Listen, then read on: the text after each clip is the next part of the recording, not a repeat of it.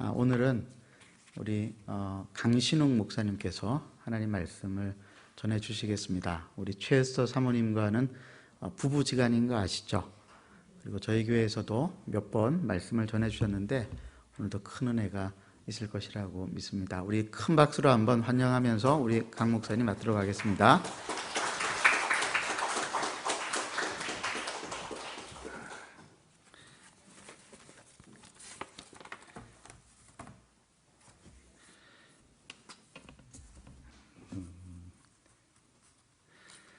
지난 1월 비대면 예배 때 이제 온라인으로 설교를 했었는데요. 다시 여러분들 만나 뵙게 돼서 반갑습니다. 그때는 학개서 2장을 본문으로 비록 비대면 예배를 드릴지라도 성전된 우리에게 하나님이 영이 함께 하시면 하나님께서 약속하신 그 영광과 평화가 우리에게 있는 것이라 그렇게 설교를 했습니다. 지난 2020년 초부터 이 코로나 팬데믹으로 인해서 한국 교회는 이 교회 역사상 한 번도 겪어보지 못했던 그 일들을 겪고 있습니다. 아주 심한 몸살을 앓고 있습니다. 국가들, 정부도 지금 어떻게 할지 몰라서 대책이 없는 상황인데요. 교회는 어떻겠습니까? 당연히 몸살을 앓는 게 자연스러운 일일 것입니다. 하지만 이번 사태로 교회나 성도들이 얻은 유익도 있습니다. 우리가 아주 당연하게 누릴 수 있던 또 당연하다고 생각했던 그것이 얼마나 큰 은혜였는가 하는 것을 우리가 생각하고 감사하게 됐죠.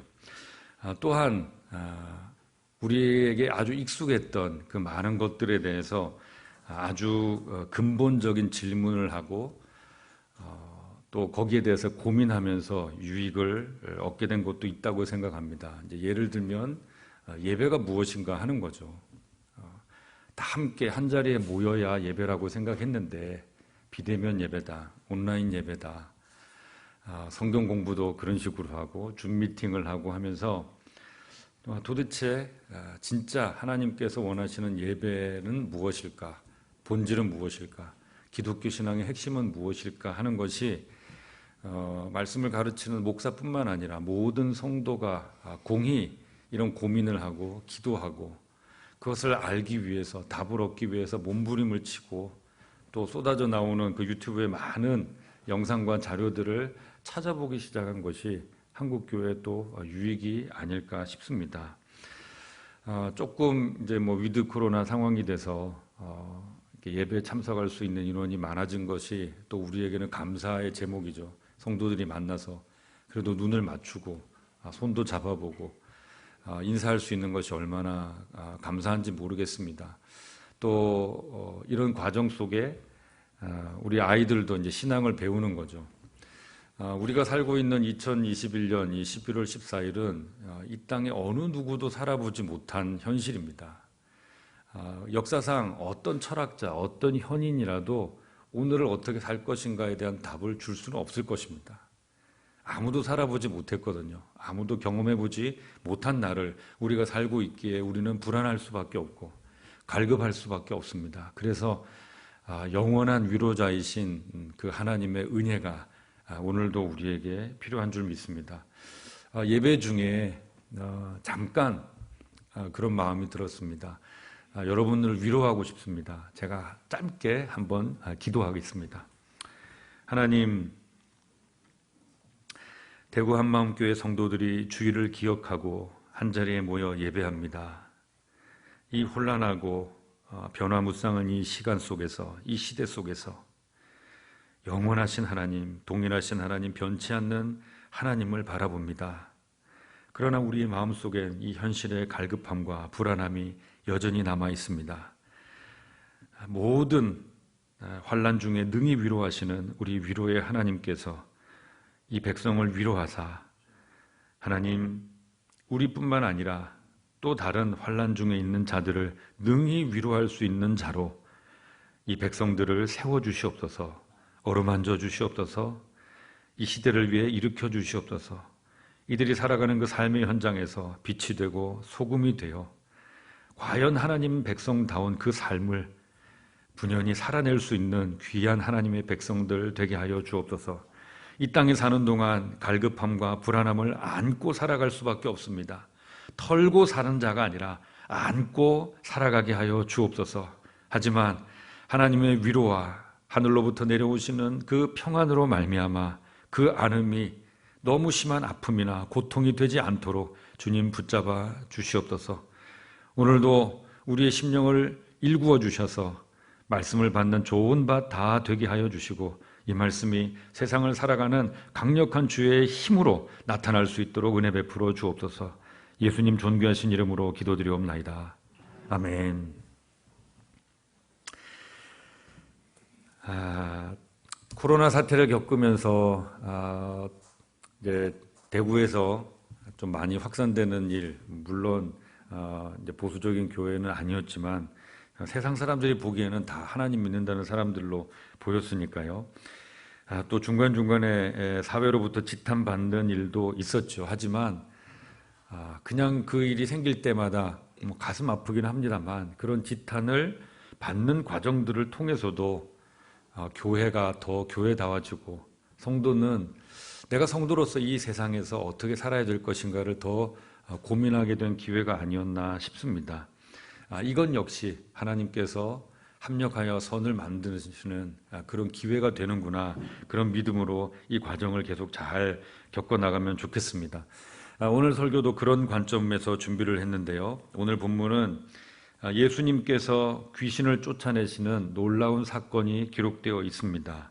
이 본문을 통해 앞으로 우리 개인이 또 교회 공동체가 추구해야 될 신앙적 모습 중에 하나를 여러분들께 전하고 싶습니다. 오늘 본문의 배경은 갈릴리 호수 맞은편 거라사인의 땅이다, 그렇게 나오는데요. 이 본문 전에 예수님은 제자들과 함께 갈릴리 지방 가버나움에 계셨습니다. 그곳에서 많은 병자를 고치시기도 하고 귀신을 쫓아내시기도 하고 말씀을 가르치시기도 했습니다. 많은 사람들이 이 예수님의 놀라운 말씀을 듣고 또 놀라운 기적이 일어나는 것을 보면서 예수님을 따랐다고 했습니다. 예수님이 움직이는 곳에 많은 사람들이 함께 몰려서 그 일들을 보고 또 말씀을 듣고 마음이 움직이는 그런 일들을 겪은 거죠. 요즘 표현을 하면 부흥이 일어났던 겁니다. 갈릴리 지방 가버나움에 부흥이 일어났습니다. 말씀을 듣는 사람들이 모였고 그곳에서 병자가 치료되고 육신의 어려움에서 또 마음의 어려움에서 해방되는 그런 일들이 있었습니다. 더 많은 사람들이 이웃 지방에서도 그 일을 보기 위해 모여들었습니다. 말 그대로 부흥이 일어났습니다. 그런데 갑자기 예수님께서 그 많은 사람들, 그 부흥된 그 많은 사람들을 뒤로하고 제자들과 함께 배를 타고 갈릴리 건너편으로 그냥 가시는 겁니다. 요즘으로 하면 참 상상이 되지 않는 일이죠. 지금 이곳에서 엄청난 부흥이 일어나고 있는데 이 사람들을 계속 잘 양육해야 되고 새로 찾아오는 사람들 잘 만나고 어떻게 또 잘 인도하고 그렇게 해야 될 것 같은데 예수님이 탁 내려놓으신 거예요. 배를 타고 건너편으로 가셨습니다. 예수님은 분명한 의도가 있으셨지만 제자들이나 그리고 가버나움에서 예수님의 말씀을 듣고 또 혹시 그 은혜, 기적을 체험하기 위해서 찾아왔던 사람들 입장에서는 많이 황당했을 것입니다. 우리는 근데 그런 사람들 생각은 별로 안 하죠. 그냥 거기서 뭐가 있었다 그러면 그거 좋고 또 여기서 또 치료받았다 그러면 내가 꼭 그 주인공이 된 것 같지만 우리가 어떤 때에는 여기에 황당하게 어디 가셔? 예수님이 훌쩍 떠나버리시는 거예요. 설명하지 않고 그냥 가버리세요. 그런 가버나움 사람 같은 심정이 될 때도 있습니다. 그럼 기다려야죠. 그냥 주께서 다시 임재해 주시기를 기다려야 합니다. 한편으로는 황당함을 품고 말이죠. 그냥 온전히 오직 주님만 100% 기쁨으로 사모하며 바랍니다는 인간의 마음으로 있을 수 없습니다. 원망도 나오죠. 뭐 하는 겁니까 지금? 내가 누구 때문에 여기 왔는데 내가 어떻게 하다가 여기까지 왔는데 그런데 우리를 버려두고 가세요? 어딜 가세요? 아마 그런 마음도 있었을 것입니다.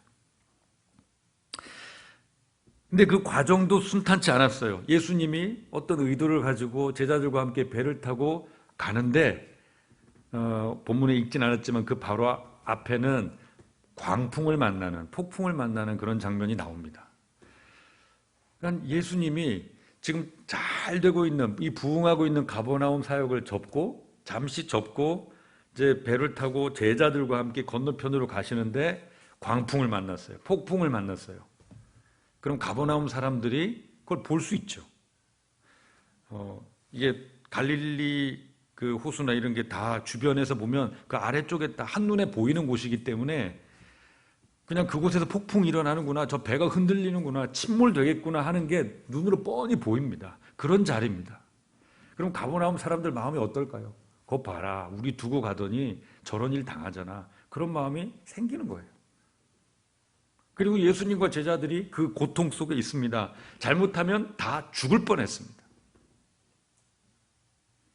제자들은 기대하겠죠. 자, 여기에서 예수님이 잠잠하라 하는 그 말씀을 통해서 바람과 파도가 잠잠해지는 것을 경험하고 이 어려움을 뚫고 거라사인의 땅까지 갔을 때, 이방인의 땅까지 갔을 때, 율법이 그 많은 돼지를 키우는 그런 사람들의 땅까지 갔을 때 그곳에서 도대체 어떤 놀라운 일들이 또 일어날까? 우리 같으면 기대할 것 같아요. 그 기적 속에 이동이 있었다면 그곳에 어떤 일이 일어날 것인가? 그렇게 고생 끝에 반대편에 도착했을 때 그들을 맞은 것은 저 멀리 갈릴리 호수, 뭐 그렇게 멀지도 않아요.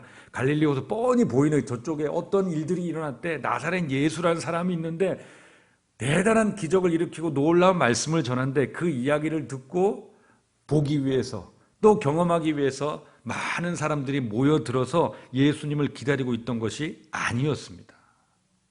아무도 없었어요. 그 건너편 해변에는 그 폭풍을 뚫고 온 예수님과 제자들을 맞이하는 누구도 없었습니다. 단 한 사람, 귀신 들린 사람. 그냥 한눈에 보기에도 이상하다 싶은 그 한 사람만 있었습니다. 본문은 그에 대해서 이렇게 설명합니다. 그는 오래 옷을 입지 않았고 집에 거하지도 않고 동네 사람들에게 위협이 됐던 것 같아요. 그 사람들이 어떻게 잡아서 쇠사슬과 고랑으로 묶었는데 그것마저도 귀신의 힘으로 뜯어버리고 끊고 광야로 가서 무덤 사이에서 거했던 자라고 나옵니다. 요즘으로 하면 이런 거죠. 자, 총동원 전도주의를 준비했습니다. 새생명 전도 축제를 준비했습니다. 우리 성원철 목사님이 그냥 뜨거운 마음으로 기도하면서 좋은 메시지를 잘 준비했습니다. 우리 성도들이 여기 예배당 청소하고 미화하고 예쁘게 꾸미고 선물 준비하고 음식 준비하고 그렇게 했습니다. 한 명 오는 거예요. 한 명. 그것도 저 사람은 좀 그런데 싶은 그 한 명이 예배당에 오는 거예요. 우린 표정 관리를 어떻게 해야 될까요? 지금 제자들이 그런 상황입니다. 제자들 심정이 그런 거예요. 이게 뭐야? 시간 순서로 봤을 땐 29절이 먼저지만 이 누가복음 저자인 누가는 귀신의 반응을 강조하기 위해서 먼저 28절을 기록한 것처럼 보입니다. 시간 순서로 보자면요, 예수님이 먼저 그 사람 속에 있는 귀신을 향해 말씀하셨습니다. 그 사람에게서 나오라. 그 사람에게서 나오라. 그러니까 갈릴리 호수를 건너 거라사인의 땅에 이른 그 전도팀의 일성이었습니다. 그것은 귀신 들린 사람을 향한 예수님의 메시지였어요. 그 사람에게서 나오라. 귀신은 요한계시록에 보면 원래 천사였다고 나옵니다. 그런데 마귀와 함께 타락한 악한 영적 존재로서 그때부터 처음부터 심판과 멸망이 예정되어 있는 존재입니다. 하지만 그런 존재임에도 불구하고 악한 영적 존재임에도 불구하고 예수님이 누구신가 하는 것은 어떤 사람보다도, 심지어 예수님과 함께 있던 제자보다도 더 명확하게 잘 알고 있었습니다. 그래서 예수님을 향해 이렇게 말했습니다. 지극히 높으신 하나님의 아들 예수여. 그리고 그 앞에 엎드렸습니다. 예수님을 향해 이 호칭을 하고 예수님을 향해 제대로 그 앞에 무릎을 꿇은 사람은 사실 없습니다. 귀신은 예수님이 어떤 분인지, 어떤 대접을 받아야 하는지 정확하게 알고 있었고, 자기들을 어떻게 만들 수 있는 분인지까지, 어떤 권세를 가지고 있는 분인지 정확하게 알고 있었기 때문에 그 앞에 그렇게 호칭하고 납작 엎드릴 수밖에 없었습니다. 예수님을 좋아하고 예수님의 기적을 경험하고 예수님의 말씀을 듣고 감동을 받고, 그리고 예수님을 따랐던 그 제자들마저도 예수님이 어떤 분이신지, 그분을 향해 어떻게 불러야 되는지 알 수 없는 그런 때에 귀신은 알고 있었습니다. 그분은 지극히 높으신 하나님의 아들, 곧 동등한 권세와 영광을 가지신 분이었습니다. 모든 존재가 그분 앞에 무릎을 꿇고 머리를 조아려 경배해야 될 유일한 이 우주의 존재, 한 존재, 그분 앞에 지금 귀신이 그 고백을 하고 쓰러졌습니다. 귀신은 아직 자기들이 심판을 받을 때가 이르지 않았다고 항변하죠. 그러니 자기를 괴롭게 하지 말아달라고 부탁합니다. 특히 무적행으로 들어가라고 하지 말 것을 청했습니다. 바닥이 없는 갱도 같은 공간, 이 무적행은 원래 영적인 공간입니다. 마귀와 귀신들이 타락 후에 심판을 받기 위해 대기하던 곳입니다. 그렇게 갇혀 있었습니다. 그런데 계시록에 의하면 심판을 받기 전에 잠시 세상에 풀려났다고 했습니다. 마지막 심판을 받기 전에 한 명이라도 더 자기들과 함께 영원한 불못으로 끌고 들어가기 위해서 지금 마지막 발악을 하는 중이죠. 그런데 지금 예수님이 오셨어요. 자기가 어떤 존재인지 들켰습니다. 다시 무적행으로 보내지 말아달라고 부탁합니다. 예수님은 그에게 질문했습니다. 내 이름이 무엇이냐? 자기들이 숫자가 많기 때문에 군대라고 했습니다. 귀신은 영적인 존재입니다. 한 사람에게도 수천의 귀신이 들어갈 수 있습니다. 우리가 알 수 없는, 다 알지 못하는 그 영적인 세상은 너무도 신비롭습니다. 한 명의 인격에 수천의 귀신도 들어갈 수 있습니다. 귀신은 근처에 있는 돼지떼에 들어갈 수 있게 해달라고 구했습니다. 귀신은 사람들에게는 공포의 대상이었지만 예수님 앞에서는 자기가 도망갈 곳도 허락을 받아야 되는 그런 존재인 겁니다. 여러분, 이 관계를 잘 좀 새겨두시면 좋겠어요. 예전에 저도 어릴 때 뭐 청소년부 수련회 이렇게 갑니다. 그러면 밤에 이제 막 기도하고 말씀 듣고 서로 울면서 위에서 기도해주고 막 그래서 은혜의 시간이 끝나요. 그러고 나면 이제 다 끝나고 뭐 자정 넘고 이제 이 정도 되면 3, 4, 5 모여 앉아서 귀신 얘기를 해요. 막 말이지, 막 주로 또 수련회 하는 장소가 막 산중턱 막 이렇게 불 없고 이런 데니까. 그러고 나면 밤에 이제 뭐 간식하면서 뭐 먹은 건 있으니까 물 마시고 이제 콜라 마시고 있으니까 화장실을 가야 되는데 무섭죠. 못 가는 거죠. 이제 그래서 같이 좀 가줘. 이제 지금 이렇게 하는데 옆에서 귀신이야. 뭐 그러면 아까 눈물 흘리고 예수 이런 권세 뭐 했던 거 다 소용없어요. 그냥 귀신 그러면 막 무서워가지고 소리 지르고 비명 지르고 막 뛰고 그럽니다. 여러분 명심하십시오. 귀신은 일반 사람들에게는 아주 무서운 존재입니다. 하지만 귀신은 예수님 앞에는 내가 어디로 도망가야 될까요? 도망갈 장소도, 저리로 좀 도망가게 해주세요. 도망갈 장소도 허락을 받아야 되는 아주 나약한, 그렇게 묶여있는 존재입니다. 그런데 그 예수님의 영이 우리에게 있어요. 그래서 이게 정말 우스운 일인데 귀신이 우리를 보면 깜짝 놀라야 돼요. 예수 믿는 사람이야. 그리고 그렇게 놀라야 되는데 어떻습니까? 실제는 우리 속에 무엇이 있는지, 우리가 가진 것이 무엇인지 잘 모르고 마치 마패를 가진 암행어사가 이 비리로 뭉친 사또를 보고 도망가는 것과 마찬가지인 거죠. 걔가 도망가야 돼요. 걔가 놀래야 된다고요. 지세상인 줄 알고 막 떵떵거리고 있는데 갑자기 예수 믿는 사람이 나타나서 으악 놀라면서 빨리 도망가야 하는 것이 귀신과 우리 성도와의 관계인 것을 여러분 꼭 마음에 새겨두시고, 특히 우리 자녀들에게 이 부분에 대해서 너는 귀신에게 호령할 수 있어, 꾸짖을 수 있어, 그렇게 가르쳐 주시면 좋겠습니다. 예수님은 그것을 허락하셨습니다. 귀신은 그 사람에게서 나와 돼지떼에 들어갔습니다. 그랬더니 어떤 일이 벌어졌나요? 돼지떼가 미쳐 비탈로 내리다라 호수에 들어갔어. 몰사했다고 했습니다. 근데 우리는 그걸 보고, 자, 돼지떼가 그 많은 짐승들이 한꺼번에 내려가서 바다에 그 호수에 빠져서 죽었다. 돼지 기르는 사람 어떡하나? 돼지 치는 사람은 어떡하나? 갈릴리 호수 다 오염됐네. 저 퉁퉁 부른 돼지 어떻게 건져내나? 누가 건져내나? 뭐 이제 이런 거 생각하게 되죠. 이제 거라사인의 생각입니다.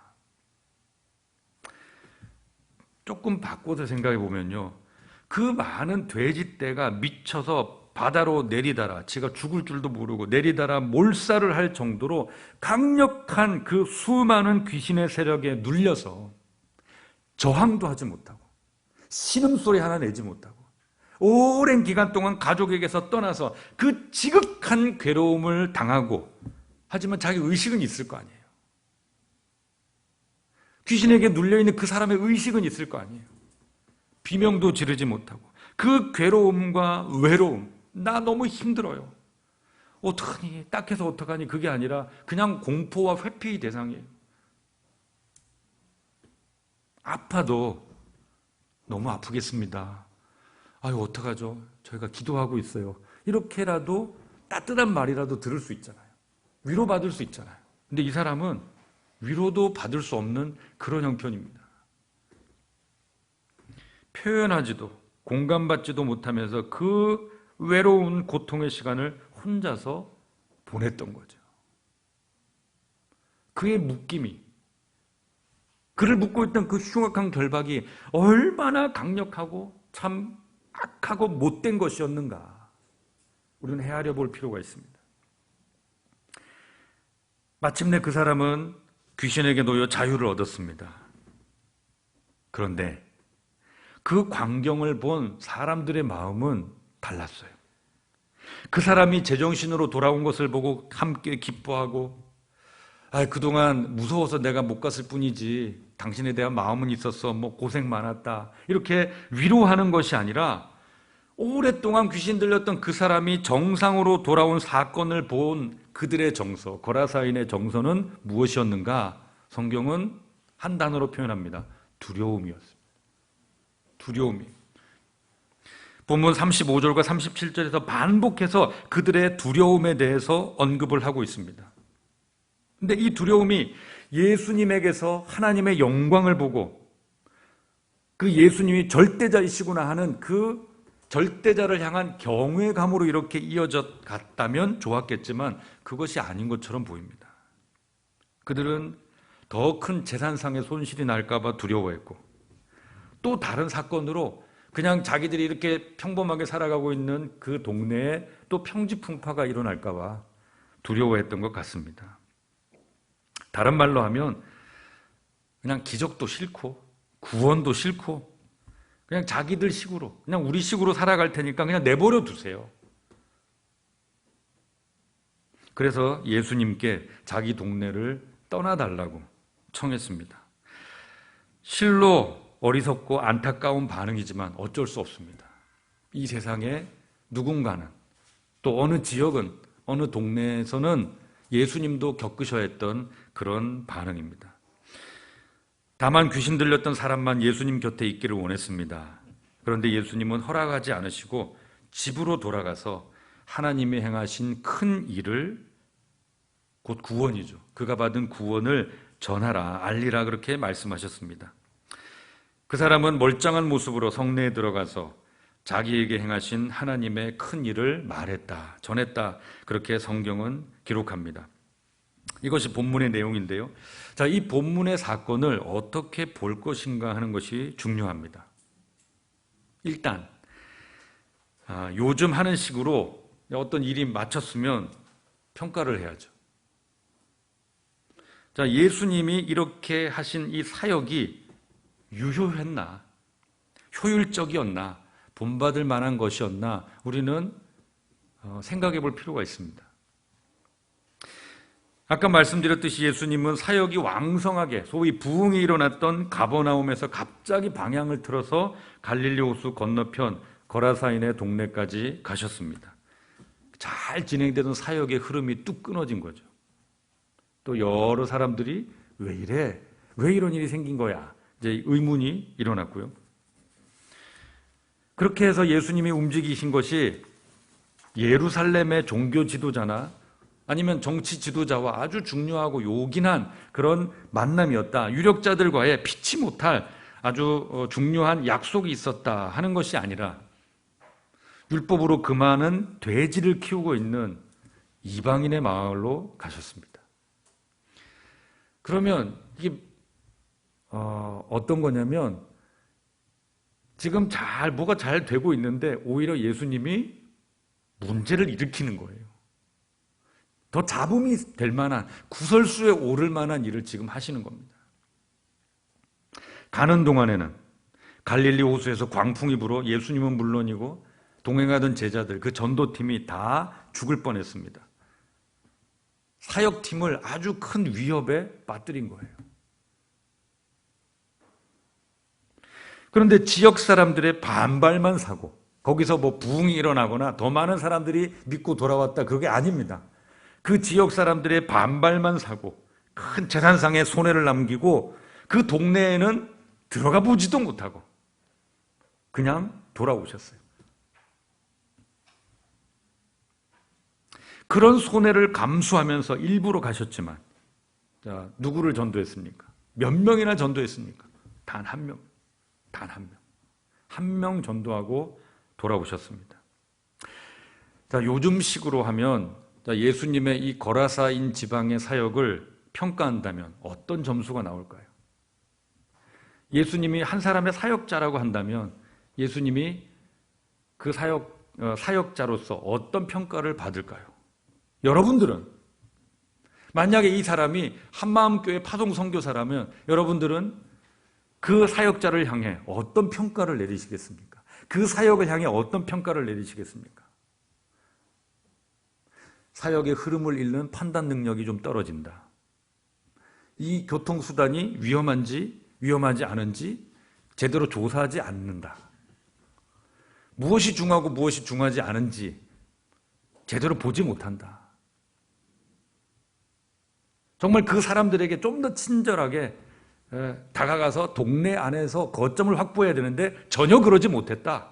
자, 이런 판단들이 나오겠죠.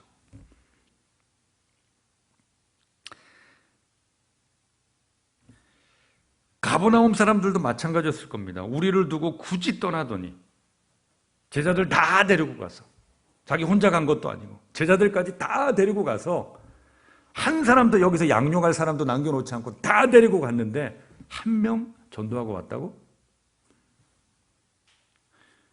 예수님의 이 사역은 비난받아 마땅할 수준처럼 보입니다. 그러면 우리 역시 그 예수님의 사역에 대해서 예수님도 실패한 사역이다, 실패한 사역이 있구나, 이렇게 해야 될까요? 요즘 시기라면 아마 예수님은 이 사역, 이 실패의 책임을 지고 이선으로 물러나셔야 했을 겁니다. 이 부분이 우리의 본질과 사역의 내용을 확인하고 점검해야 될 아주 중요한 부분입니다. 예수님은 저와 여러분을 이런 식으로 구원하셨기 때문입니다. 예를 들면 이런 거예요. 예수님이 하나님과 성령님과 구원에 관한 거룩한 의논을 하신 거예요. 예수님이 이렇게 말씀하시는 거죠. 부산에 사는 강신욱을 구원해야 되겠습니다. 다른 분이 이렇게 말씀하시는 거예요. 강신욱을 꼭 구원할 필요가 있을까? 다른 좋은 사람, 착한 사람, 영향력 있는 사람 많은데 걔를 꼭 구원할 필요가 있을까? 그 시간, 그 수고를 들이면 더 많은 사람을 구원할 수도 있을 텐데 다른 사역을 찾아보면 어떨까? 예수님 말씀하신 거죠. 어떤 대가를 치르고 어떤 비난을 받더라도 부산 사는 강신욱을 꼭 구원하고 싶습니다. 저는 그렇게 구원받은 사람이에요.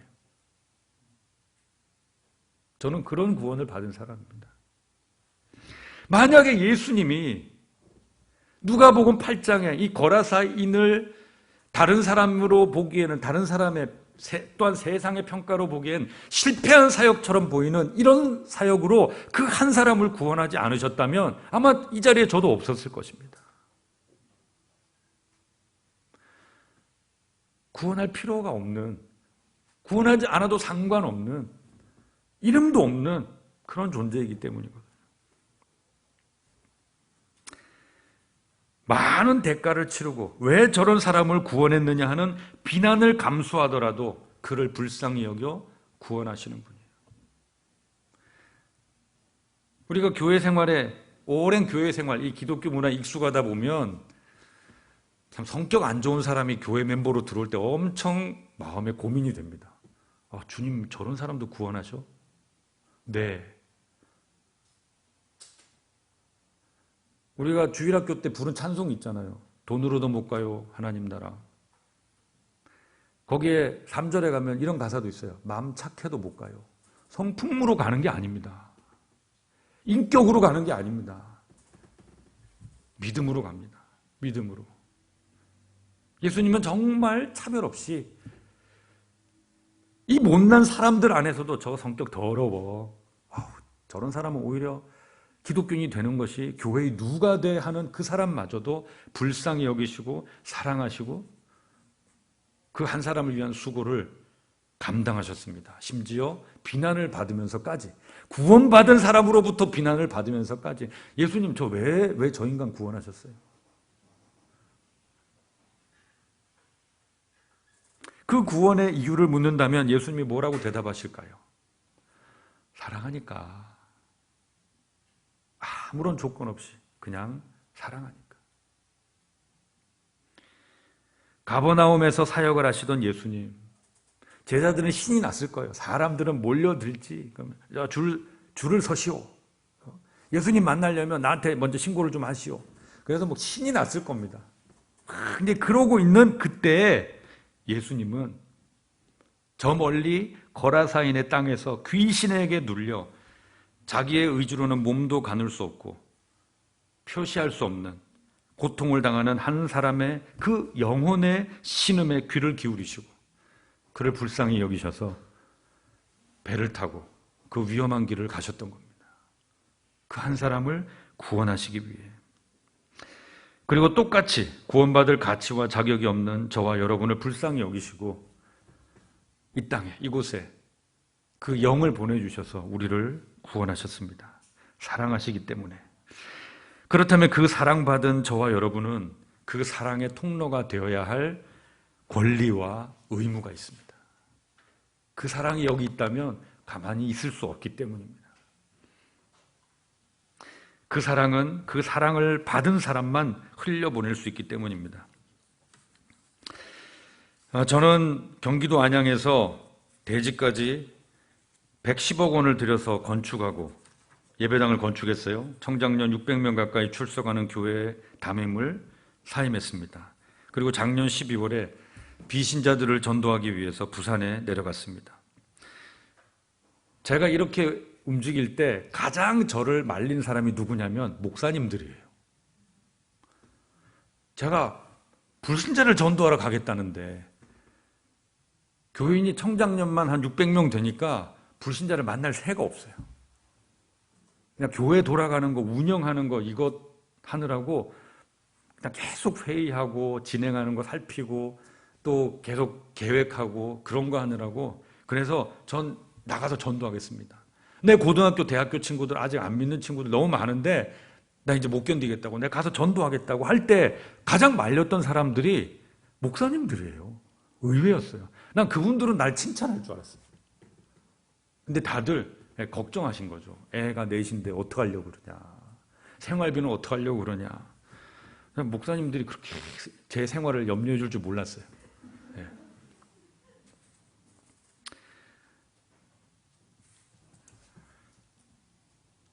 솔직히 저도 어떻게 해야 될지 몰랐습니다. 12월에 내려가서 그냥 대학 시절, 고등학교 시절 친구들 만나면서 그중에 가장 대학 시절 친하게 지냈던, 고등학교도 같이 나왔고요, 대학 시절 친하게 지냈던 그 친구 부부를 한 달에 한 번씩 식사하면서 만났습니다.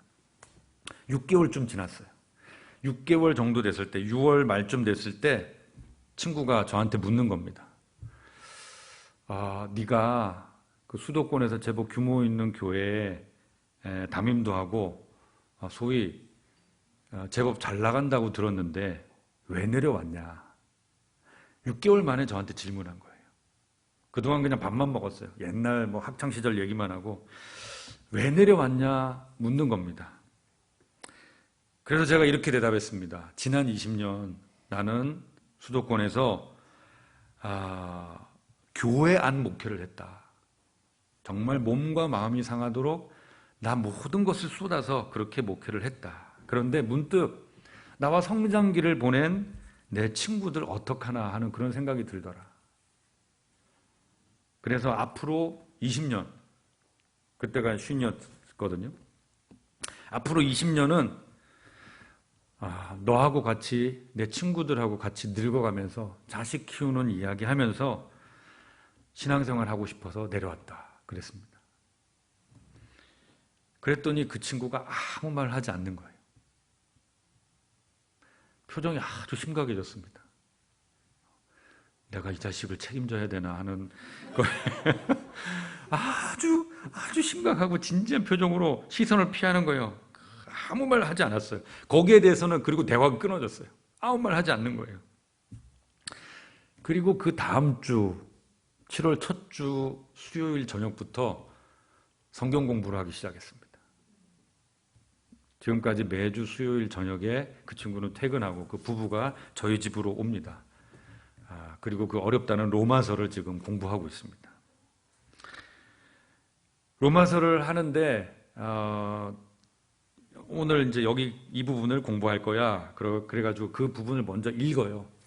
읽으면 제가 그 친구 한 절 한 절씩 이제 돌아가면서 읽는데, 저희 부부, 그 친구 부부인 4명이 한 절 한 절씩 이렇게 돌아가면서 읽는데, 그 친구가 읽을 때는 저는 고개를 들어서, 이 친구는 이제 안경 이제 이제 돋보기 써야 될 나이가 된 것 같아요. 눈이 그렇게 되니까 안경을 이렇게 들고 고개를 바짝 붙여가지고 이러고 봐요. 이렇게 보고 성경을 읽고 있는 그 친구를 볼 때 뭉클합니다. 그 음성이 원래 좋은 음성이 아니거든요. 근데 그렇게 그 음성이 그렇게 좋아 보여요. 좋아 들려요. 좋게 들려요. 그냥 시간이 멈춘 것 같아요. 정말 쟁반에 옥굿을 굴러가는 그런 소리와 전혀 관계없는 음성이지만 제 귀에는 그 순간만큼은 그렇게 들리는 겁니다. 참 행복합니다. 요즘 종종 저 스스로에게 질문합니다. 앞으로 20년간 다른 전도의 열매가 없어도 이 친구 한 명 전도한 것으로 만족할 수 있을까? 그런 생각을 합니다. 그래서 제가 수도권에서 계속 그 중형교회 규모에서 선교하고 구제하고 훨씬 역량 있게 많은 소문을 내면서 사역할 수 있겠죠. 근데 여기 와서는 전혀 그런 것과 상관없이 지금 이 한 명을 어떻게 하지 못해서 쩔쩔매면서 그러고 있습니다. 저한테 자꾸 묻는 거예요. 그래, 소위 사역이 피지 않을 수 있다. 이 한 명 씨름하느라고 너 20년 다 보낼 수 있다. 그럴 수 있다. 저의 대답은 예스입니다. 저의 대답은 예스예요. 그래, 번듯한 예배당 다시 짓지 못하고 여러 사람들 앞에 설교하지 못하고 그래도 온 천하보다도 한 영혼이 귀하다고 하지 않았는가. 그렇다면 그 가치대로, 성경에 말하는 그 가치대로 한번 살아보자. 그리고 그렇게 사는 목사 한 명쯤은 필요하지 않은가? 말씀을 맺겠습니다. 한마음교회 성도 여러분들께 질문하고 싶습니다. 정말 온 천하보다도 한 영혼이 귀하다고 여기세요? 고민 잘하고 대답하십시오. 이 대답을 주님이 들으십니다. 정말 온 천하보다도 한 영혼이 귀하다고 생각하십니까? 맞습니다. 한 영혼이 귀합니다. 먼저 예수님이 여러분들 한 사람 한 사람을 그렇게 대접해 주셨습니다. 그걸 기억하십시오. 여러분, 저와 여러분 한 사람 한 사람의 영혼을 온 우주와도 바꿀 수 없을 만큼 귀하다고 여기셨기 때문에 그분은 우리를 위해 생명을 주셨습니다. 그리고 우리를 찾아와 주셨습니다. 찾아가지 못하는 우리, 이 연약한 우리를 위해 찾아와 주셨어요. 내가 바로 거라사인처럼 그 사랑을 받은 존재라는 것을 되새기시기 바랍니다. 비록 지금 형편이 어렵고 상황이 복잡하더라도 그건 예수님의 사랑이 식은 게 아니라 오히려 그런 과정을 통해서 나를 향한 예수님의 그 견고한 사랑이 흔들리지 않는다 하는 것을 확인할 수 있는, 찬찬히 점검할 수 있는 배경이 될 뿐이라는 것을 여러분 다시 기억하시기 바랍니다. 오늘 이 예배를 통해, 메시지를 통해 나를 향한, 이 한 사람 나를 향한 수고를 기꺼이 감당해 주신 예수님을 다시 채우시기 바랍니다. 두 번째로는 그 예수님의 본을 받아서 한 영혼을 위해 아주 비경제적으로, 비효율적으로 사시기 바랍니다. 개인적으로도 그렇고 공동체적으로도 그렇고. 구체적으로 적용하죠. 주일학교 한 명 전도하기 위해서요, 온 교회 성도들이 줄을 서서 교회 앞에서부터 줄을 서서 환영하고 박수치고 이름을 불러주고 환영한다고 외쳐주고 환호를 해주고 그래야 될지도 모릅니다. 가난하고 억눌린 외국인 한 명의 구원을 위해서 온 교회가 시간과 돈을 들여서 움직여야 할지도 모릅니다. 이웃 한 명을 구원하기 위해 10년 아니면 더 그 긴 이상 교회가 움직여야 할지도 모릅니다. 오늘 장로님 기도하셨지만 우리가 수십 년간 기도하는 대상이 있어요. 우리가 그렇게 기다리는 것처럼, 자, 우리가 그 졸이는 마음으로 기도하고 있는데 예수님은 모르실까요? 아니죠. 기다리시죠. 그 한 사람을 위한 수고를 예수님은 오늘도 하고 계십니다. 모르는 사람들은 비효율적이고 어리석은 사역이라고 혹평할지 모르지만 그것은 예수님의 그 수고와 사랑을 받고 내가 그 수고와 사랑을 받았구나, 나를 향한 그 수고와 사랑을 받았구나 깨달은 사람, 그 깨달은 공동체만 할 수 있는 영광스러운 헌신입니다. 하나님이 하셨던 그 비효율적이고 비경제적인, 하지만 한 사람을 사랑하고 수고하는 그 영광스러운 일에 우리를 초대해 주신 겁니다. 그 사역에 동참하도록. 누구도 하려 하지 않는, 잘못했다가 비난만 받게 되는 그 사역을, 예수님이 하셨던 그 일을 우리도 할 수 있도록 초대해 주신 겁니다. 한 사람을 위한 수고의 본을 보여주신 그 예수님, 우리가 따라야 될 길인 줄 믿습니다. 온 천하보다도 귀한 한 사람의 영혼을 살리는 한마음교회가 되시기를 바랍니다. 우리는 또 한동안 이 2000년 교회 역사에서 경험하지 못했던 이 길을 계속 갈 것입니다. 근데 하나님께서 우리에게 주신 룰이 있어요. 방법이 있어요. 그것은 무엇인가? 가나안 땅에 들어가는 이스라엘 백성을 향해, 이스라엘 백성은 가나안 땅에 살아본 적이 없습니다. 출애굽에서 지금 처음 들어가 보는 거예요. 아무도 살아보지 못했어요. 어떻게 살아야 될까? 그 많은 일곱 족속을 만나고 전쟁을 해야 되고 그들 앞에는 두려움과 공포, 어떻게 해야 될까 하는 걱정이 있습니다. 불안함이 있습니다. 불확실성이. 지금 우리처럼 말이죠. 그때 하나님은 신명기 말씀을 통해 그들에게 말씀하셨습니다. 기억하라. 내가 너희를 애굽에서 어떻게 꺼냈는지 기억하고, 내가 어떤 하나님인지 기억하고, 내가 너희를 광야에서 어떻게 보살폈는지 기억하고, 너희를 어떻게 지켜주었는지 기억하고, 뜨거운 햇볕에서부터 이 광야 밤의 그 추운 그 날씨로부터 너희를 어떻게 지켜줬는지 기억해라. 상황은 변합니다. 그러나 하나님은 변하지 않습니다. 이 어려운 시기 속에서도 그 하나님을 믿는 교회는, 성도는 변치 않고 하나님 앞에 영광스럽게 발견될 줄로 믿습니다. 그런 한마음교회 또 여러분들 되시기를 예수 그리스도 이름으로 축원합니다. 기도하겠습니다. 하나님,